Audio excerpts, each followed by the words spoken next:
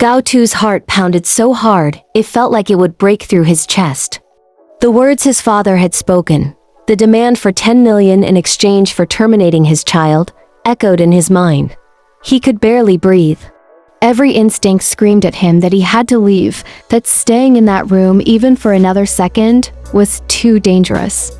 He could not let anyone, not even Wenlang, have a say in the life growing inside him. The child was innocent, a pure piece of him. A bond that was theirs alone. And the thought of giving it up, of allowing it to be taken from him, filled him with an almost unbearable panic. He forced his voice calm as he turned to Wenlang. "Excuse me," he murmured, his hands trembling slightly. "I need to go to the bathroom." He offered a faint, unreadable smile, but it did nothing to hide the storm raging within him. As soon as his back was turned, every step was calculated, every movement silent.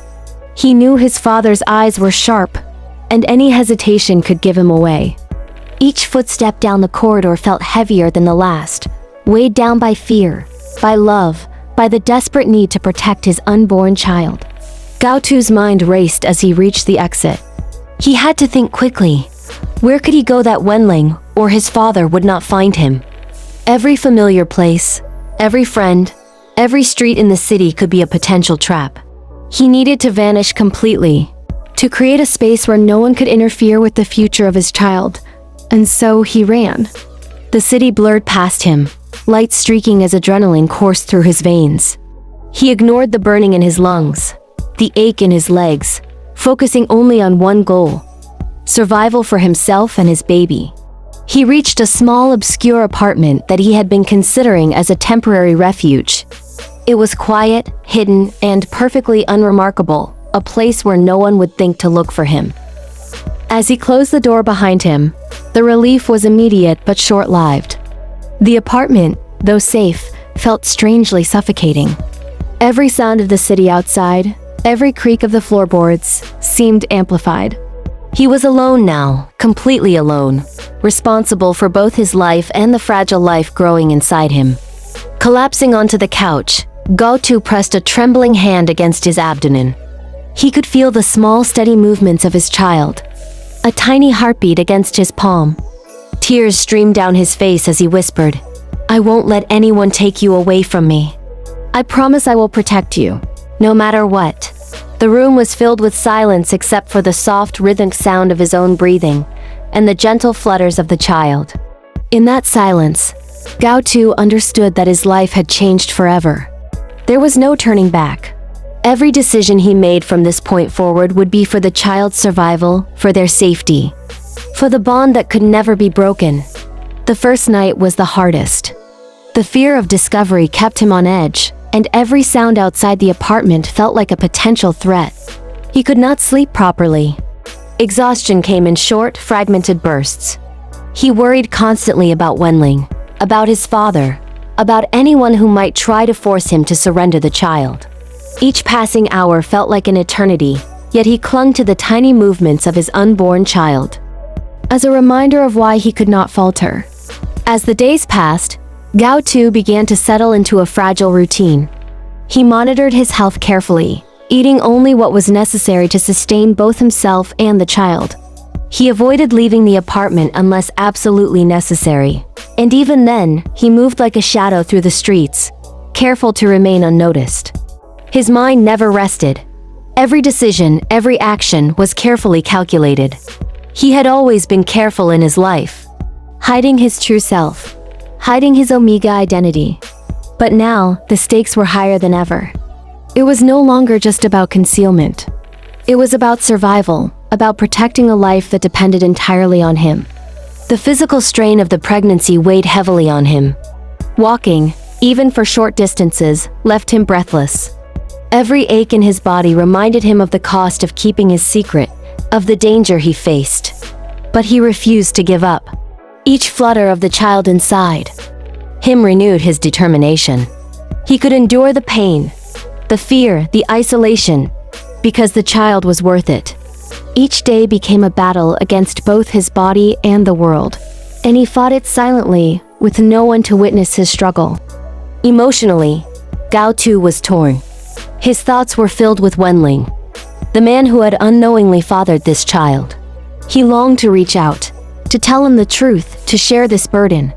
But the fear of coercion, of losing the child, kept him from doing so. Every memory of Wenlang, every detail of his kindness, every smile, became bittersweet torment. He loved him deeply, yet distance and secrecy forced him to bear the weight alone. The longing for connection was constant, but the need to protect the child was stronger. Gao Tu spent hours each day talking to the unborn child, whispering words of love and reassurance.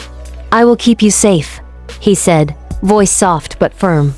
"No matter what happens, I will never let anyone harm you. We will survive together." In these moments, he drew strength from the tiny life inside him. The child was his reason to endure, his motivation to keep moving, to keep fighting, to stay hidden. The bond he felt was unbreakable, forged in fear, in love, and in determination. Days turned into weeks, and each day presented new challenges. The physical toll of pregnancy grew heavier, yet Gao Tu adapted. He learned to move with care, to conserve energy, to listen to his body and respond before it was too late. The isolation was oppressive, but he treated it as a shield, a protective barrier between himself, his child, and anyone who might threaten their future. Every precaution he took was a measure of love, a strategy for survival. Even as he endured physical pain, Gao Tu grappled with emotional turmoil. Thoughts of Wenlang returned constantly, intertwined with fear and longing. He imagined what Wenlang would do if he knew the truth. If he discovered the child, would he want to protect them, or would he allow the threat his father posed to succeed? Gao Tu's heart ached at the uncertainty, yet he knew that running, hiding, and enduring was the only way to ensure the child's safety. He could not risk relying on anyone else. The responsibility rested solely on his shoulders. Every night, Gao Tu lay awake, feeling the child move, feeling the small miracle of life within him. It was a reminder that, despite the fear, despite the danger, despite the loneliness, he was not alone. He had a purpose, a reason to endure, a reason to rise each morning and continue the fight. The bond he shared with his child was deeper than fear, stronger than any threat, and more enduring than any hardship he had ever faced. The first week in hiding was a nightmare wrapped in silence. Gao Tu moved like a shadow through the small apartment, careful to make no sound, careful to breathe only when necessary. Every creak of the floorboards, every distant footstep outside, sent a jolt of panic through him. He realized that the outside world, which had always been a place of familiarity, had now become a minefield. Every person on the street could be a threat, every passerby a potential danger. He could not risk being seen. He could not risk a single person discovering his secret. Not now, not ever. Food became a carefully measured routine. He prepared simple meals, enough to sustain himself and the child growing inside him, but never more than necessary. He had learned to eat slowly, deliberately, savoring each bite to ensure his body absorbed the maximum nutrients. Even water, the simplest necessity, had to be rationed in a way that would keep him hydrated without drawing attention. He could not leave his refuge often, and every trip outside was planned with precision. He avoided busy streets, avoided familiar faces, and only ventured out when absolutely necessary. Every action was calculated, every movement deliberate. The physical toll of pregnancy grew heavier with each passing day. His body protested constantly aches in his back, sharp pains in his abdomen, exhaustion that threatened to overwhelm him. Each step required focus, each movement careful planning. Even sitting down to rest was a task that demanded attention, lest he overexert himself. Sleep, when it came, was fractured and shallow, stolen in short intervals between bouts of pain and anxiety. And yet, through every challenge, through every physical hardship, Gao Tu refused to give up. The child inside him depended entirely on his resilience, on his will to survive. Emotionally, the isolation was suffocating. He longed to hear Wenlang's voice, to see his face, to feel even a fraction of the comfort and reassurance that he had always found in him. But he knew it was too dangerous.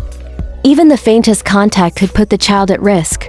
Each memory of Wenlang, his smile, his kindness, his subtle attentions became both a source of longing and a painful reminder of what Gao Tu had lost by necessity.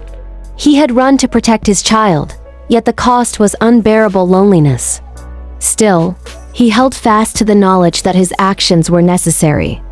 Love for the child outweighed all other desires,